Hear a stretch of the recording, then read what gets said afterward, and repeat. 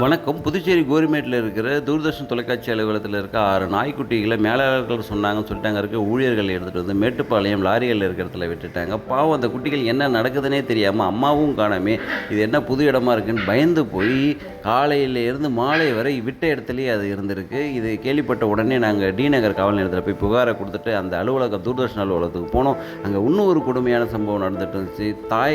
தாய் வந்து குட்டியை காணாமேன்னு சொல்லிட்டு எல்லா இடத்துலையும் தேடி அழுதுட்டுருக்கு. அந்த தாயை வந்து தடியால் அடித்து வெளியே துரத்துற கொடூரமான சம்பவமும் நடந்துச்சு. அந்த காவலரை கூப்பிட்டு நாங்கள் எச்சரிக்கை கொடுத்தது இல்லாமல் மேலாளரை சந்தித்து விளக்கம் கேட்டோம். அவர் சொல்கிறாரு, நாய்கள் இங்கே உள்ளே அனுமதி இல்லை, மக்கள் நடமாட்டும் இடம் இது, இங்கே நாய்கள் அனுமதி இல்லைன்னு சொன்னார். மக்கள் நடமாட்டாத இடம் எங்கே இருக்குது இங்கேயான்னு சொல்லி அவருக்கும் நாங்கள் கண்டனத்தை தெரிவிச்சுட்டு அவங்களே விட்டு மறுபடியும் அந்த நாய்க்குட்டிகளை எடுத்துகிட்டு வந்தாங்க விட வை. மனிதர்கள் ஏன் இப்படி மிருகமாயிட்டாங்கன்ற பெரிய ஆச்சரியம் எங்களுக்கு இருக்குது. நம்ம குழந்தைகளை நம்ம கொண்டு போய் விடும்போது நம்ம எவ்வளோ வலி இருக்குமோ அதே வழி தானே அதற்கும் இருக்கும்.